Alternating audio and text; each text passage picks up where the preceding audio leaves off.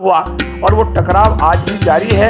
और उसको जो हमारे समाज के अनुसूचित जनजाति समाज की 2 महिलाएं हैं उनको नग्न करके इस तरीके सड़क पर घुमाया गया। मुझे लगता है कि ये तो लोकतंत्र की इससे बड़ी हत्या और कोई नहीं हो सकती। मेरा कहना है कि मणिपुर सरकार को तत्काल प्रभाव से बर्खास्त किया जाए। मणिपुर के अनुसूचित जनजाति समाज के दर्द को समझना चाहिए, वहां पर हिंसा को रोकने के लिए आवश्यक कदम उठाने चाहिए और उन समुदाय के साथ में इनको न्याय करने की पहल करके भारत में एक लोकतंत्र को जिंदा रखने की कोशिश करनी चाहिए। इस विषय को स्पष्ट करती है कि जो आयोग, संवैधानिक आयोग अनुसूचित जाति जनजाति समाज के कल्याण के लिए बनाए गए हैं, एटलीस्ट उन आयोगों में नियुक्ति करके वहां पर काम करने का एक जिम्मेदारी तो फिक्स करें।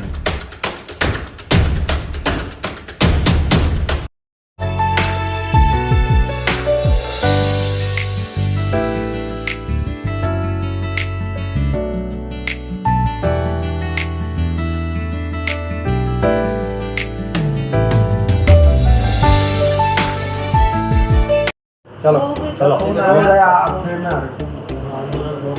एक्शन। जैसा मणिपुर पिछले 2 महीने से ज़्यादा समय से चल रहा है और केंद्र में भी बीजेपी की सरकार है और मणिपुर में भी बीजेपी की सरकार है। आज़ाद भारत में पहली बार देखा गया है कि नग्न करके महिलाओं को रोड पर घुमाया गया और सरकार जो है वो मुँह में दही जमाए बैठे। कैसे देखते पूरे प्रकरण को? बहुत दुर्भाग्यपूर्ण है और सरकार की जिम्मेदारी है कि भारत के प्रत्येक नागरिक को वो सुरक्षा प्रदान करे, देश के अंदर एक सौहार्द का वातावरण पैदा करें, सब लोग आपस में मिलजुल कर रहें और देश की प्रगति के लिए काम करें। लेकिन जो अभी पिछले दिनों मणिपुर में हुआ, मैं तो देखकर हैरान हूँ कि वहाँ की जो गवर्नर है, राज्यपाल है अनुसुईया उइके जी, उनको टेलीविज़न पर हमने रोते हुए देखा। उन्हें हमने एक बहुत ही डिसअपॉइंटेड, यानी वो इतनी हमने देखा कि बेस उसे एक वर्ड कहेंगे कि इतनी, मतलब ये समझो कि उन्होंने अपने आप को असहाय महसूस किया। उन्होंने कहा कि लोग मर रहे हैं, लोगों को नंगा घुमाया जा रहा है और उसके बाद में प्रदेश के अंदर कानून व्यवस्था नाम की कोई चीज़ बाकी नहीं बची है। अगर गवर्नर ने अपनी रिपोर्ट केंद्र सरकार को समय रहते हुए भेजी, उन्होंने इसे बताया, लेकिन केंद्र सरकार के द्वारा जो कदम मणिपुर के मामले में उठाने चाहिए थे शायद वो नहीं उठाए गए। उसका परिणाम ये हुआ कि वहाँ इतना बड़ा रक्तपात हुआ, इतना बड़ा भीषण, मैं कहूँगा कि इतना आपस में 2 समुदायों का टकराव हुआ और वो टकराव आज भी जारी है। और उसको जो हमारे समाज के अनुसूचित जनजाति समाज की 2 महिलाएं हैं उनको नग्न करके इस तरीके सड़क पर घुमाया गया। मुझे लगता है कि ये तो लोकतंत्र की इससे बड़ी हत्या और कोई नहीं हो सकती। मेरा कहना है कि मणिपुर सरकार को तत्काल प्रभाव से बर्खास्त किया जाए और वहाँ पर राष्ट्रपति शासन लागू करके वहाँ कानून व्यवस्था बहाल करने की दिशा में केंद्र सरकार को पहल करनी चाहिए। देश की राष्ट्रपति आदिवासी समाज से आती है और वहाँ की गवर्नर आदिवासी समाज से हैं और वहाँ पर जो महिलाओं को नग्न अवस्था में घुमाया गया वो आदिवासी समाज से है। क्या कारण है कि ना तो राष्ट्रपति कोई स्वयं मोटो ले पा रही है, ना वहाँ की गवर्नर कोई स्वयं मोटो ले पा रही है, जबकि अगर कोई पूरे देश में कहीं कोई घटना होती है तो जो सरकार में बैठी हुई महिला मिनिस्टर है, सांसद, तो वो रोड पर उतर आती है। देखिए, ये मेरी कौम का दुर्भाग्य है। जिस कौम में मैं पैदा हुआ उसमें बाबा साहब अम्बेडकर पैदा हुए, उसमें मान्यवर काशीराम पैदा हुए। इन महापुरुषों ने हमें इतना गाइड किया, इतना सिखाया, इतना हमारा मार्गदर्शन किया, इतना साहित्य डॉक्टर बी आर अम्बेडकर ने दिया।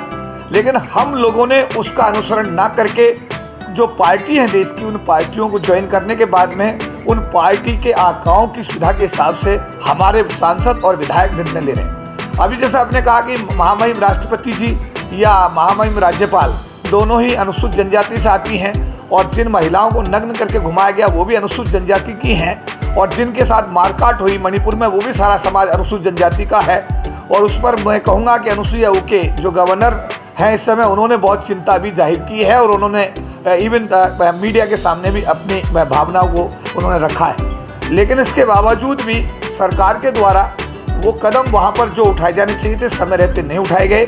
मैं अब केंद्र सरकार से ये अनुरोध करूंगा आपके टीवी चैनल के माध्यम से कि अनुसूचित जनजाति समाज हमारे देश का एक महत्वपूर्ण समाज है, इसीलिए उस समाज की एक बेटी को आपने भारत का राष्ट्रपति का सर्वोच्च पद दिया है। उसी समाज की दूसरी बेटी अनुसुईया उइके गवर्नर बनाएगी मणिपुर की। ऐसी स्थिति में मणिपुर का जो आदिवासी समाज है उसके साथ जो अन्याय और अत्याचार हो रहा है उसको रोकना और उनको न्याय देना केंद्र सरकार की भी जिम्मेदारी है और राज्य सरकार की भी जिम्मेदारी है। लेकिन राज्य सरकार तो वहाँ पार्टी बन गई है। ऐसी स्थिति में केंद्र सरकार की ये महत्वपूर्ण जिम्मेदारी बनती है। और मैं ये कहूँगा कि चाहे राष्ट्रपति महामहिम राष्ट्रपति जी हों द्रौपदी मुर्मू जी, चाहे गवर्नर अनुसुईया उइके जी हों और चाहे हमारे भारत के प्रधानमंत्री हों, इन सब लोगों को मणिपुर के अनुसूचित जनजाति समाज के दर्द को समझना चाहिए।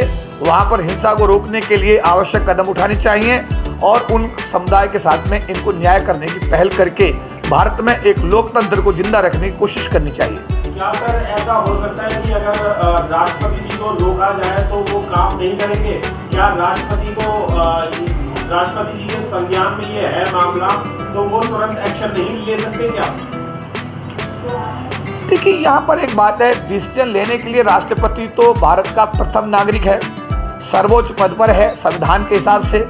और राष्ट्रपति की बिना मर्जी के तो कैबिनेट भी शपथ नहीं लेती है। प्रधानमंत्री जब शपथ लेते हैं तो राष्ट्रपति ही उनको शपथ दिलाते हैं। तो राष्ट्रपति का पद तो सर्वोच्च पद है भारत का।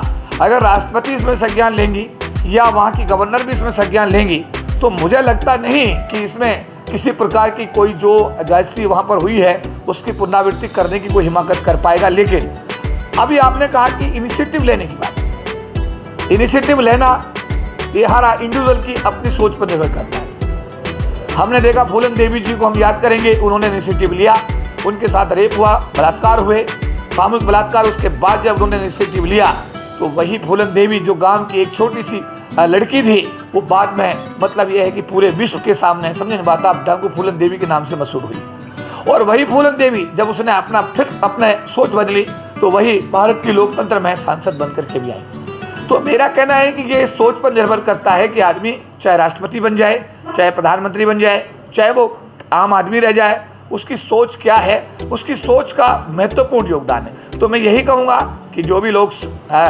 भारत की सरकार को चलाने के लिए जिम्मेदार हैं, चाहे वो राष्ट्रपति के रूप में हो और चाहे वो प्रधानमंत्री के रूप में है, उनकी ये सोल रेस्पॉन्सिबिलिटी बनती है कि इस मणिपुर की घटना का गंभीरता से संज्ञान लिया जाए और जो दोषी लोग हैं उनके खिलाफ त्वरित कार्रवाई की जाए और एक ऐसा संदेश दिया जाए जिससे भविष्य में ऐसे मणिपुर को रिपीट करने की सोच भी ना सके। विपक्ष के 20 सांसद मणिपुर पहुंचे और जो है वहाँ पे दोनों समुदाय से मिले, कुकी और मैतेई समुदाय से मिले। आपको क्या लगता है कि आदिवासी समाज से मिल लेने से न्याय मिल जाएगा या विपक्ष की राजनीति चमकाने का एक तरीका है ये? देखिए, राजनेताओं का काम करने का तरीका उनकी अपनी पार्टी के और उनकी राजनीति के हिसाब से तय होता है। कौन वहाँ गया कौन नहीं गया ये एक इशू अलग है, लेकिन विपक्ष के लोग वहाँ पर गए, जो भी 21-22 सांसदों का दल वहाँ पर गया, वहाँ पर उनसे मिल कर के वो अपनी बात को लोकसभा के अंदर रखेंगे, सरकार को कहेंगे कि भाई ये हम लोग गए वहाँ पर, हमने ये समझा और इसका समाधान किया जाना चाहिए। तो मैं तो ये कहूँगा कि वहाँ प्रधानमंत्री जी को भी जाना चाहिए, गृह मंत्री जी को भी जाना चाहिए, सत्तारूढ़ पार्टी का एक शिष्टमंडल जो है उनको स्वयं भी सांसदों का भेजना चाहिए और जो वहाँ पर पीड़ित हैं उनके आंसू पूछने की एक पहल सत्तारूढ़ पक्ष को भी इसी तरह करनी चाहिए जिस तरीके से विपक्षी दलों ने वहां जाकर के अपनी जिम्मेदारी का निर्वहन किया है। चौधरी साहब, आपको लगता है कि इस देश के अंदर एसटी आयोग है, महिला आयोग है, तो महिला आयोग और एसटी आयोग क्या कर रहे हैं? वो उनकी तरफ से भी अभी तक कोई संतोषजनक जो है वो कार्रवाई नहीं की गई है। देखिए, आयोग का तो स्थिति यह है, मैं आज बताना चाहता हूँ टीवी चैनल के माध्यम से कि आयोग में 1 पद एससी आयोग में और 3 पद एसटी आयोग में खाली पड़े हैं आज तक। और अब एससी आयोग के चेयरमैन विजय सापला जी का इस्तीफा हो गया है, तो अब एससी आयोग में 2 पद खाली पड़े हैं और एसटी आयोग के चेयरमैन का भी इस्तीफा हो गया है, वहाँ पे 4 पद खाली पड़े हैं। सरकार की संवेदनशीलता या संवेदनहीनता इस विषय को स्पष्ट करती है कि जो आयोग, संवैधानिक आयोग अनुसूचित जाति जनजाति समाज के कल्याण के लिए बनाए गए हैं, एटलीस्ट उन आयोगों में नियुक्ति करके वहाँ पर काम करने का एक जिम्मेदारी तो फिक्स करें। लेकिन यहाँ तो आयोग के आयोग खाली पड़े हुए हैं। ऐसी स्थिति में जो अभी आपने कहा कि आयोग, जो भी लोग वहाँ पर आयोग में इस समय हैं, उन्हें अपनी जिम्मेदारी समझनी चाहिए और इस पर गंभीरता संज्ञान लेकर के वहाँ जाकर दौरा करना चाहिए और जो पीड़ित परिवार हैं उनको मदद देने की हर संभव कोशिश करनी चाहिए। वीडियो कैसी लगी आप अपने कमेंट्स के माध्यम से हमें बता सकते हैं और चैनल को लाइक, शेयर और सब्सक्राइब जरूर करें। धन्यवाद।